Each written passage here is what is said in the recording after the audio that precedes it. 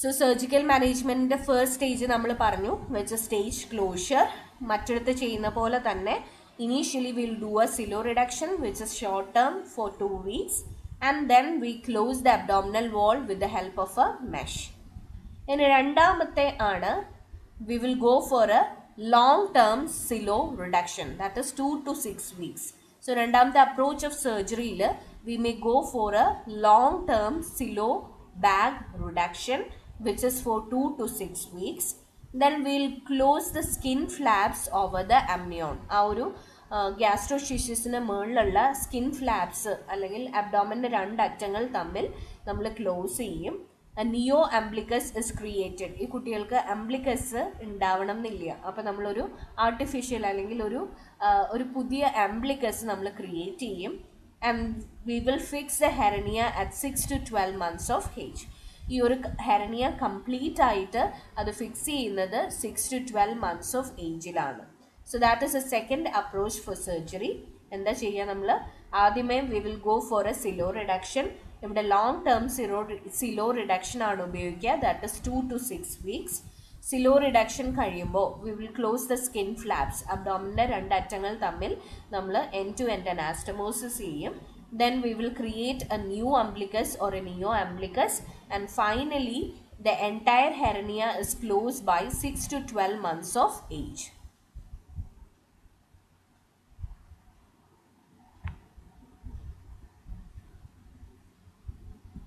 So that was about the surgical management of a child with omphalocele as well as gastroschisis. Now let's see how to take care of a child during the post-operative period. First, regarding ventilation. So usually ventilated post-operatively because of increased abdominal pressure and decreased compliance. ഈ കുട്ടികളെ കുറച്ച് നാളത്തേക്ക് നമ്മൾ വെന്റിലേറ്ററിൽ keep ചെയ്യേണ്ടി വരും. ഇവിടെ abdominal pressure ഭയങ്കര കൂടുതലായതുകൊണ്ട് ലങ്സിന് പ്രോപ്പറായിട്ട് എക്സ്പാൻഡ് ചെയ്യാൻ പറ്റില്ല. And that is why we place the child on ET intubation and ventilation. The peak inspiratory pressure that is kept below 25 mm Hg, and any pressure peak inspiratory pressure above that is to be avoided. So ഈ കുട്ടികൾക്ക് നമ്മൾ peak inspiratory pressure എപ്പോഴും 25 mm Hgനേക്കാളും താഴെയായിട്ടാണ് വെക്കുക. Otherwise again there can be undue pressure on the respiratory system which may lead to further complications. So അത് ഒഴിവാക്കാനായിട്ട് peak inspiratory pressure എപ്പോഴും 25 mm Hgയോ അതിൽ താഴെയോ ആയിട്ടാണ് വെക്കുക. Usually we go four a new type of ventilation which is known as HFO ventilation. High frequency oscillatory ventilation is used. So ഇവിടെ കുട്ടികൾക്ക് ventilation must ആണ്. അതിനുള്ള കാരണം here we have increased abdominal pressure. അത് കാരണം ലങ്സിന് പ്രോപ്പറായിട്ട് എക്സ്പാൻഡ് ചെയ്യാൻ പറ്റില്ല. That is why the child is placed on ventilation. നമ്മൾ ശ്രദ്ധിക്കേണ്ട കാര്യങ്ങൾ, പീക്ക് ഇൻസ്പിറേറ്ററി പ്രഷർ എപ്പോഴും 25 mm Hgയോ അതിൽ താഴെയോ ആയിട്ട് വേണം വെക്കാനായിട്ട്. Then we will go for a new type of ventilation which is known as high frequency oscillatory ventilation. So നിങ്ങളെ വെന്റിലേറ്ററി മോഡ് മെഡ് സർജിയിൽ പഠിപ്പിച്ചു എന്ന് എനിക്ക് തോന്നുന്നു. ഇവിടെ പല മോഡ്സിൽ ഒരു സ്പെഷ്യൽ മോഡാണ് high frequency oscillatory ventilation. So HFOൻ്റെ പ്രത്യേകത ഹൈ ഫ്രീക്വൻസി ആണ്. അതായത് നമ്പർ ഓഫ് ബ്രെത്ത്സ് ഇവിടെ വളരെ കൂടുതലാണ്, പക്ഷെ ഡ്യൂറേഷൻ ഓഫ് ബ്രെത്ത്സ് വളരെ കുറവാണ്. അതായത് ഷാലോ ബ്രെത്ത്സ് ആണ് കൊടുക്കുക and we give it very frequently. അപ്പോൾ എന്താ പറ്റുക? ലങ്സിൻ്റെ ആ ഒരു എക്സ്പാൻഷൻ എന്താ, നമ്മൾ ബലൂണിൻ്റെ ഉള്ളിലേക്ക് കാറ്റ് ചെറുതായിട്ടേ ഊതുള്ളൂ. ചെറുതായിട്ട് ഊതുന്നതും അതുപോലെ തന്നെ കുറേ നേരം ബലൂണിൻ്റെ ഉള്ളിലേക്ക് കാറ്റ് കൊടുക്കുമ്പോൾ എന്താ പറ്റുക? ബലൂൺ കണ്ട മാതിരി വീർക്കും അല്ലേ? അപ്പോൾ ഈ കണ്ട മാതിരി വീർക്കുമ്പോൾ there can be high chances of lung injuries. അത് ഒഴിവാക്കാനായിട്ടാണ് കുറച്ച് ഏറെ ലങ്സിൻ്റെ ഉള്ളിലേക്ക് കൊടുക്കുകയുള്ളൂ. അതേസമയം ഹൈ ഫ്രീക്വൻസി അല്ലെങ്കിൽ ഒത്തിരി time the number of breaths is very high. അപ്പോൾ കുട്ടിക്ക് ആഡിക്വേറ്റ് ആയിട്ട് വേണ്ട ഓക്സിജൻ സാച്ചുറേഷൻ മെയിൻറ്റെയിൻ ചെയ്യാനും പറ്റും. അതിൻ്റെ ഒപ്പം ലങ് ഇഞ്ചുറീസ് ഒഴിവാക്കാനും പറ്റും.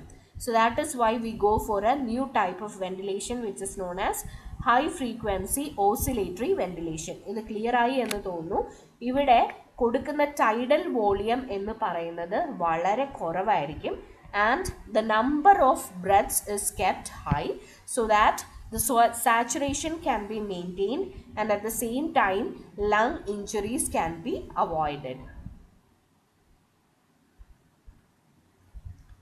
The next is, in order to prevent infection, antibiotics are started for a brief time post-operatively. So pre-operative period la nammal start cheyna broad spectrum antibiotics, we will continue that, and it is continued for a brief period of time in order to avoid any kind of infection. Strict sterile technique is used for dressing change. So നമ്മളുടെ ആ ഒരു surgical ഏരിയയിൽ sterile dressing ചെയ്യുമ്പോൾ പ്രോപ്പറായിട്ട് aseptic technique ഉപയോഗിച്ച് വേണം dressing ചെയ്യാനായിട്ട്. Monitor and report the base of silo and suture side for any redness or drainage. So silo reduction ആണ് ചെയ്യുന്നതെങ്കിൽ സിലോയുടെ ബേസും അതുപോലെ തന്നെ ആ സ്യൂച്ചറിൻ്റെ ഏരിയ ഒക്കെ റുട്ടീൻലി എക്സാമിൻ ചെയ്യണം. അവിടെ പസ്സോ റെഡ്നെസ്സോ വാംതോ അല്ലെങ്കിൽ ഇൻഫെക്ഷൻ എന്തെങ്കിലും സൈറ്റ് ഉണ്ടെങ്കിൽ that has to be reported immediately.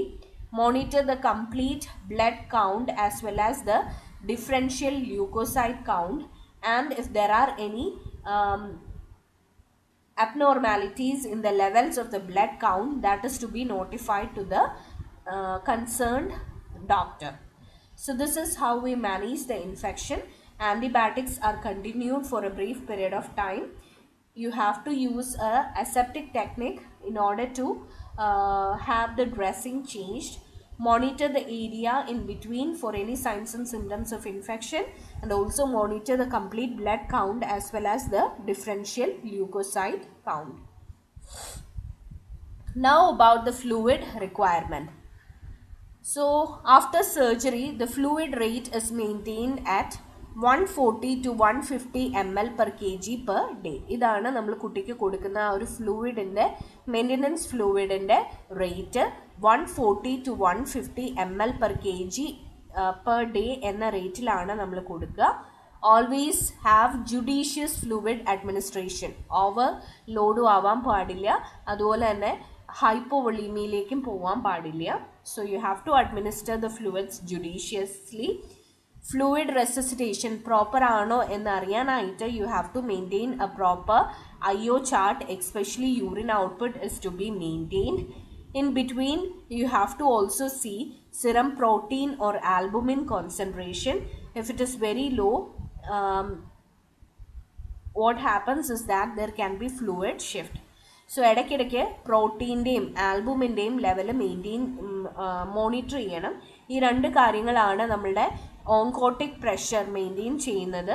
അപ്പോൾ ഇത് രണ്ടും കുറഞ്ഞിട്ടുണ്ടെങ്കിൽ there can be fluid shift. അത് അവോയ്ഡ് ചെയ്യാനായിട്ട് പ്രോട്ടീൻ്റെയും ആൽബുമിൻ്റെയും ലെവല് പ്രോപ്പറായിട്ട് മെയിൻറ്റെയിൻ ചെയ്യണം.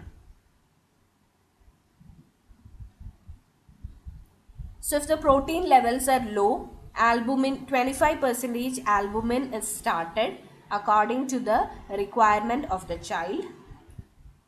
You should also check the glucose and the electrolyte levels. If there are any imbalances, it is also to be corrected. So albumin നോക്കണം, serum protein നോക്കണം. അത് രണ്ടും കുറവാണെങ്കിൽ that has to be replaced with the help of 25% albumin. ഇത് കൊടുക്കുന്നത് in order to avoid third spacing അല്ലെങ്കിൽ fluid shift avoid ചെയ്യാനാണ് ഇത് കൊടുക്കുന്നത്. You should also monitor the electrolytes as well as glucose along with that. If there are any imbalances in these two levels, that is also to be corrected. Coming to maintaining the nutrition of the child. So here the child and the nutrition നമ്മൾ ഈ കുട്ടികൾക്ക് പെട്ടെന്ന് കൊടുക്കാൻ പറ്റുമോ ഇല്ല. ഒന്ന് അവർ വെന്റിലേറ്ററിലാണ്, രണ്ട് അവരുടെ വലിയൊരു അബ്ഡോമിനൽ സർജറി കഴിഞ്ഞിട്ടിരിക്കുകയാണ്. അപ്പോൾ ഫീഡ് ഒന്നും അവർ ടോളറേറ്റ് ചെയ്യില്ല. So wait to feed the child usually 14 days. Until then you have to start the TPN.